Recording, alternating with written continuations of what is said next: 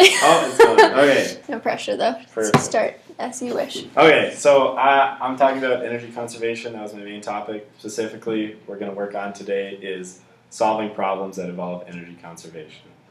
So, quick review. This is stuff we've already discussed in class. Energy, we've talked about ability for something to do work, measured in joules, kilograms, meters per second all squared. We've already talked about this. This is just a quick review. Types of energy. You have mechanical energy. You got those break down into kinetic and potential. That's a lot of what we're going to be talking about today. A lot of our equations are going to relate to that. And energy can be all sorts of things. We got light, heat, sound, movement, everything, okay? So, now the transfer of energy. This is what we're talking about today. We're going to solve problems where energy is transferred. Simple way to put it, energy exits one system and enters another. It's a bit too broad. For instance, if a ball is dropped, energy transfers from potential to kinetic, so it doesn't really exit or enter. But for a broad scale, for instance, the pool balls, maybe the white ball is one system, you smack the 9 ball, and it goes into that system. It can happen in many ways, though. Mostly we're going to talk about movement, but it can also be a chemical change where you get a release in heat or something like that. So, conservation of energy, that's the big topic today. In physics, the law of conservation of energy states that the total energy of an isolated system remains constant. Well, what does that mean in terms of mathematics and equations? Energy initial equals energy final. And again, I said we're going to bring kinetic and potential into this, so kinetic energy initial plus potential energy initial equals kinetic energy final plus potential energy final. All right, and that's the big equation we're going to be talking about today. So that we're going to call that our net energy equation, and we're going to use that to solve problems. And moving right along, this is the bread and butter here. This is how we're going to solve our problems. So we're going to follow some simple steps. It's pretty easy, actually. If we follow these steps, you're going to be able to get through most problems I'll throw at you in the course. So step number 1, draw a free body diagram. You're not going to know how to solve a problem if you don't know what it looks like. Make sure you know what it looks like. Draw the free body. Number 2, list your known values. Let's see what we have. Let's see what we're working with. Number 3, write out your net energy equation. That's the one we just talked about. And then we're going to rearrange for our desired value. There's always going to be something we're looking for. That's the point of the question. And lastly, substitute and solve. And that's how we're going to figure out. So I'm going to jump right in because the best way to learn is to demonstrate. So I've got a problem for you guys here. It's in front of you. If you don't, do it, because it'll help you. But I'm going to go demonstrate on the board. So, first step, no matter what we're doing, our first step, draw a free body diagram. So, a ball weighing 9.81 newtons is dropped from 10 meters above the ground. How much kinetic energy does the ball have just before it reaches the ground? Alright, so I'm going to start, I'll draw a ball. It's a really nice ball. Alright, it was 10 meters above the ground. So let's say right from there, all the way down. This is our ground. I don't know, toss some grass in there probably. I don't know. That's our ground. And we take this and it's dropping all the way down. All the way down 10 meters. So at the start, we refer to this as we have in most problems as our initial. And all the way at the bottom here, that's our final. So we've drawn our free body diagram. Moving on to our next step. List the knowns. Well, we're always going to list our potential energy, initial and final, and our kinetic energy, initial and final. So let's start off with our known value of potential energy right at the start, all the way up here. And everybody, of course, remembers potential energy equals mass times gravity times the height. Do we know the mass? Trick question. We kind of do. We know the weight. So we can say, if we know the weight, we can say mass equals that weight all divided by our acceleration due to gravity. Our weight, conveniently, was 9.81 newtons, and our acceleration due to gravity is also somehow 9.81 meters per second. Funny how that worked out. And that brings us to a mass of 1 kilogram, which is pretty nice.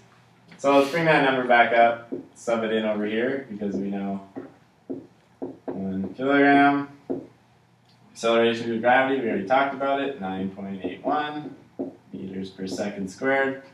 And lastly, our height. From our beautiful free body diagram, we have 10 meters. And punch that into your calculator, and we get a whopping 98.1. And it'll be in joules.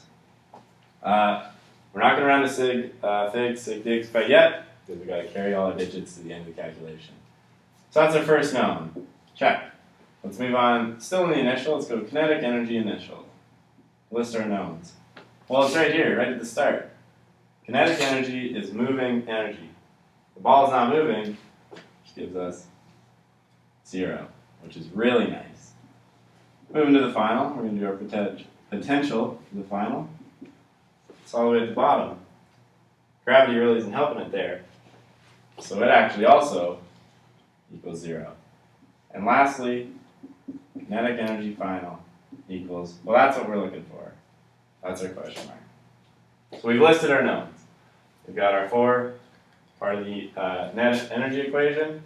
So we're going to write that up. That's our next step. As always, every time we're going to do this, you're going to be sick of this equation. PEI KEI equals PEF plus KEF. Automatically, we got 2 zeros. So what are we going to do with that? Let's just cross it out. Let's get rid of that one. That one's also 0. Let's cross it out. Now the next step after this was to rearrange for what we want. Luckily, we've already rearranged for it. But I'm just going to write it out a little nicer so you can see that we are in fact solving for kinetic energy final.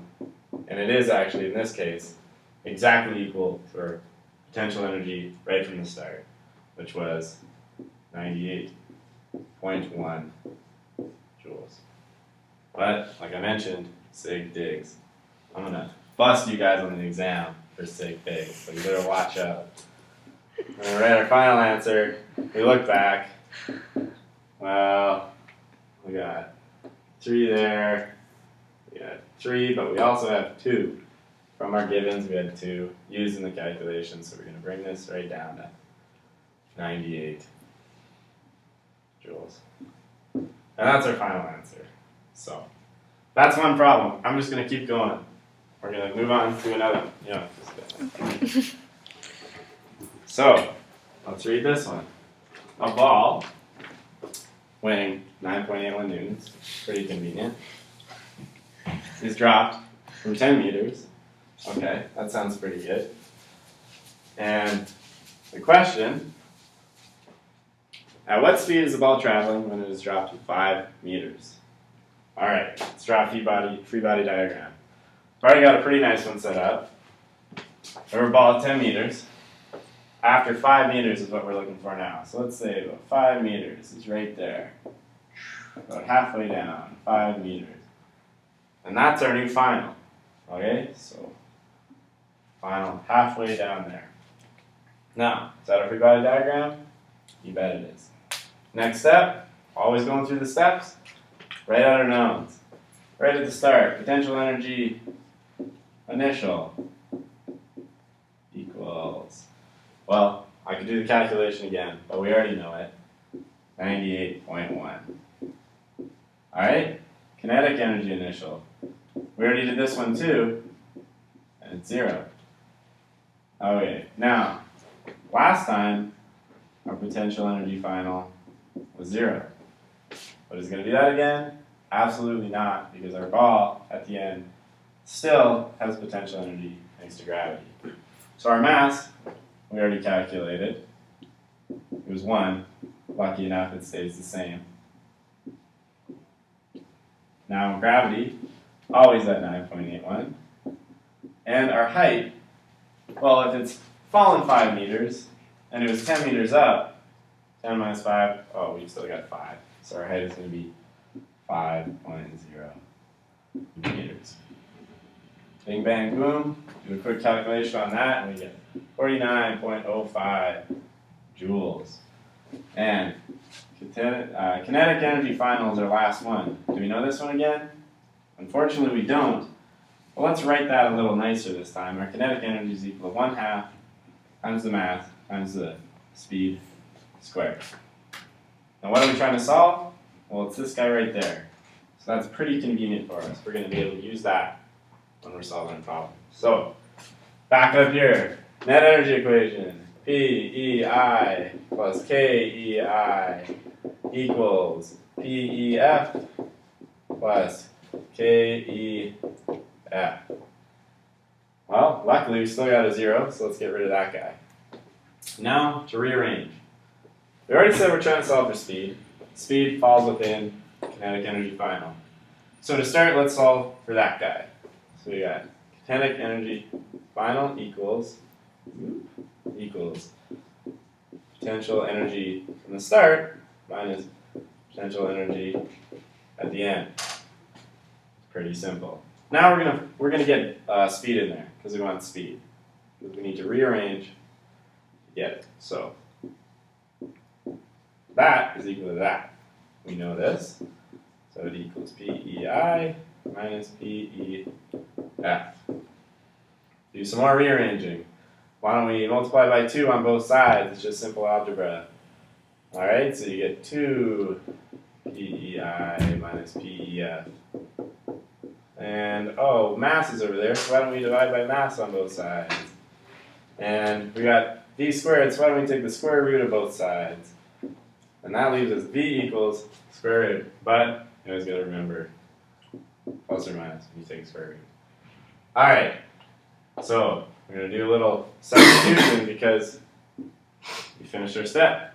We rearrange for the desired value, substitute in, and you get 2 times 98.1 minus 49.05. That's all joules, you can remember. Always write your units. Divided by that whopping 1 kilogram of mass. Well, do that. You get the square root of 98.1 joules. Oh, not joules. Other units that I'm not going to put. And at the very end, you get 9.89 ... plus or minus.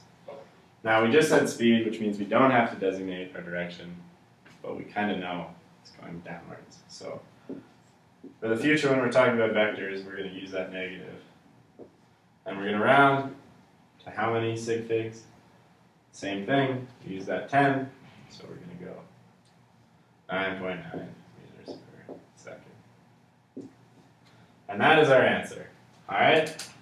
So, moving along. We got not enough time, so we're going to skip our example number 3 because it was the easiest. And quick review of the steps. We used this in both ours. We could have used it in example number 3. That's for homework. I expect that handed in next class. So review the steps. Draw your free body diagram. Know what you're looking at. Know what you're going to do. List your knowns. Figure out what you've got and how you can use them. 3, write out that net energy equation. Luckily, we had a lot of zeros this time, so you get to cross them right out. You don't even worry about them. Number 4, rearrange for your desired value. Figure out what you're going to need to solve. And finally, substitute and get your answer. So, that's our little review. All it comes down to is E initial equals E final. In these isolated systems, we can take advantage of that fact to solve all sorts of our kinetic problems. And that is all I had. So, go do your homework and have a great day.